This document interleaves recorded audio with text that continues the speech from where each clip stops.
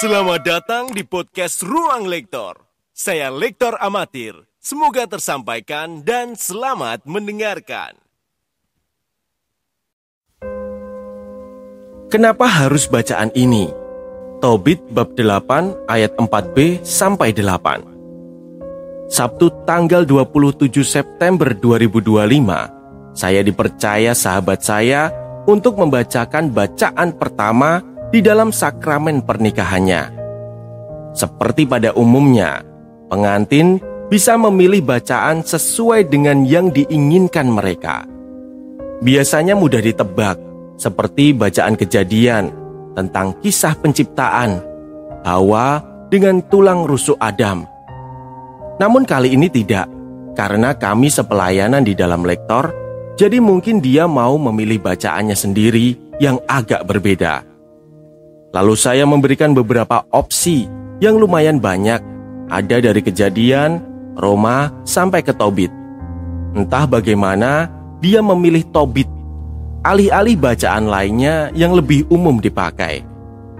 Hal yang terbersit langsung adalah, oh, mungkin dia suka dengan kalimat yang ada di dalam bacaan ini, yaitu, "Sudilah kiranya mengasihani aku ini dan dia, dan membuat kami menjadi tua bersama." Karena saya yakin 100% dia belum mengetahui tentang makna di dalam bacaan ini saat itu. Pendek kata, taunya mungkin hanya sebatas permukaan saja. Namun tidak dengan saya.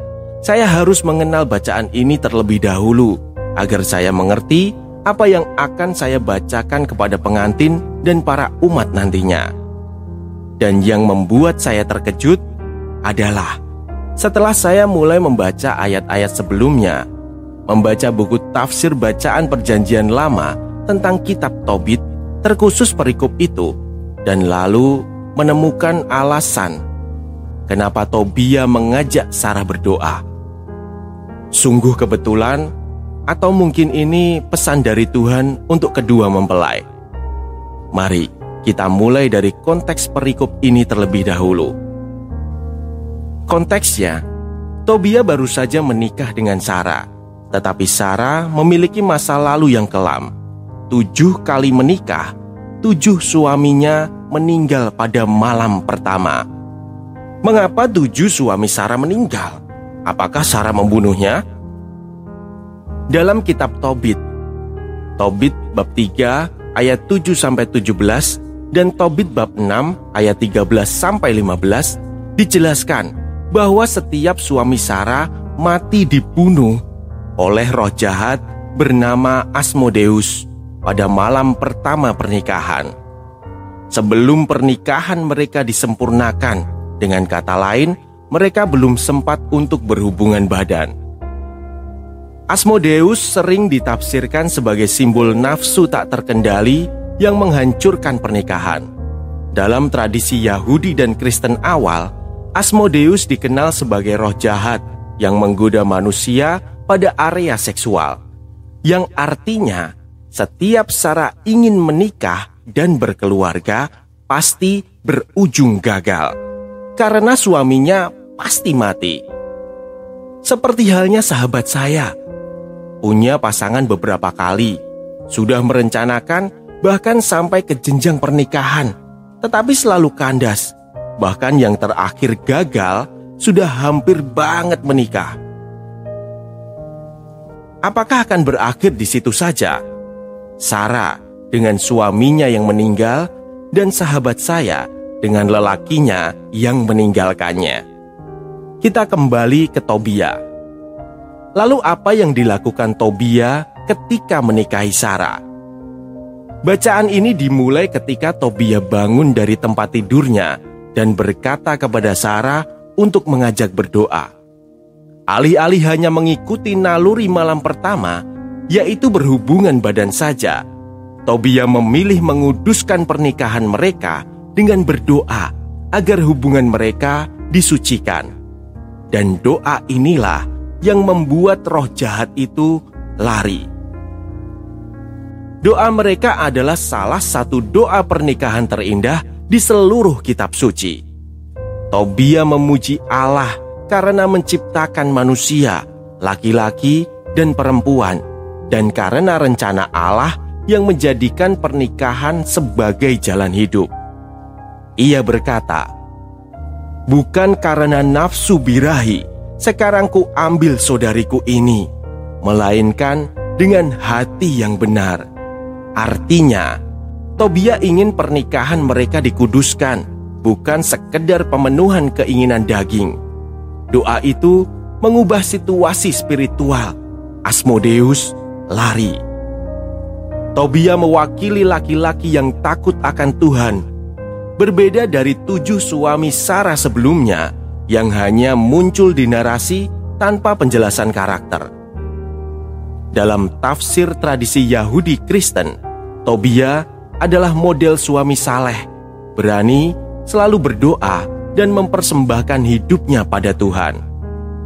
Seperti Sarah yang dipertemukan dengan Tobia, sama halnya dengan sahabat saya yang akhirnya tiba-tiba dalam kehidupannya yang setelah diterpa badai, dia menemukan harapan di dalam seorang pria yang melaju tanpa ragu. Mereka tanpa ragu untuk menjalani kehidupan mereka bersama.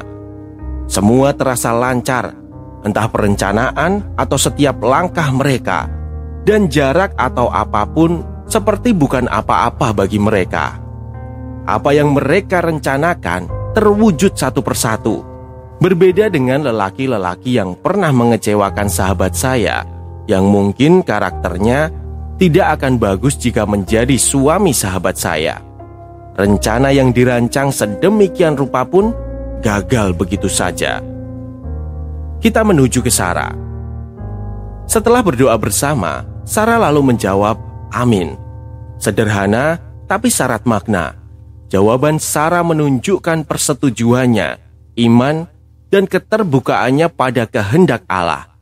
Dalam konteks trauma masa lalu, ini juga tanda kepercayaan yang dipulihkan pada Allah, pada pernikahan, pada masa depan. Begitu juga dengan sahabat saya, yang mungkin dalam keterpurukannya juga berpikiran seperti Sarah, trauma, lalu diubah oleh lelaki yang baru dikenalnya yang mampu mengembalikan kepercayaannya pada pernikahan dan masa depan.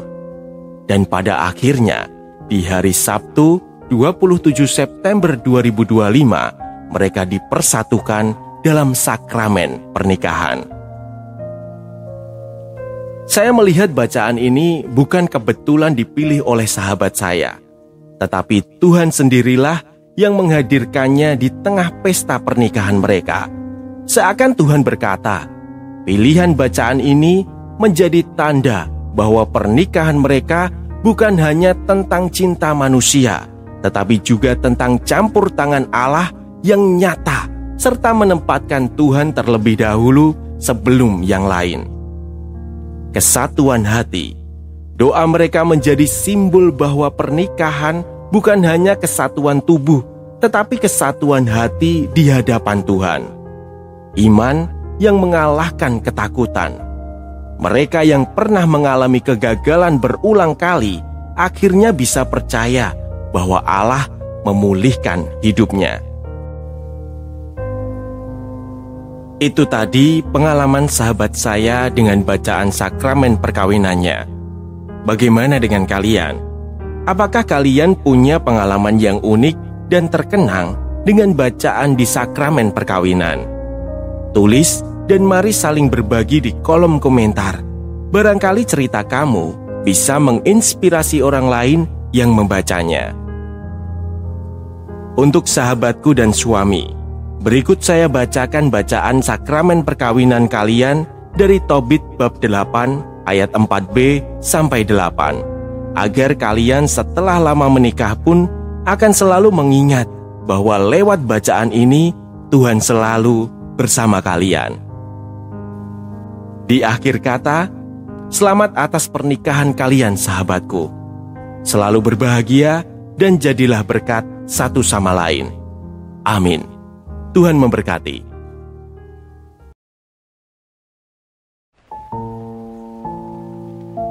Bacaan dari Kitab Tobit.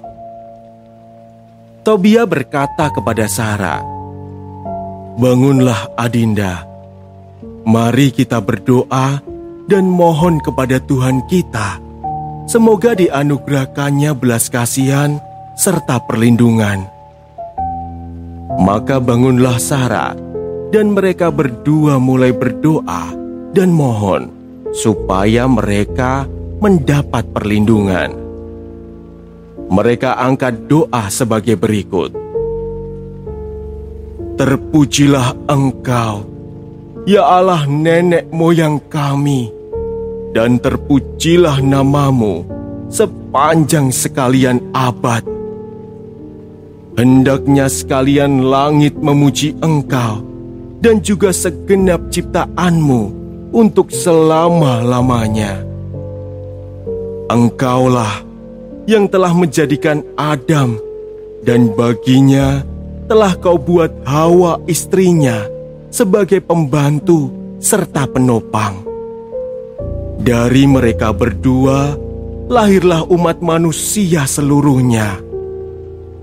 Engkau pun bersabda pula, tidak baik kalau manusia itu seorang diri saja.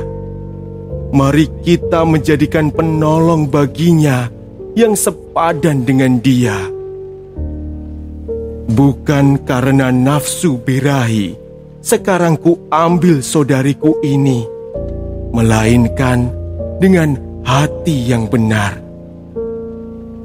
Sudilah kiranya mengasihani aku ini dan dia, dan membuat kami menjadi tua bersama."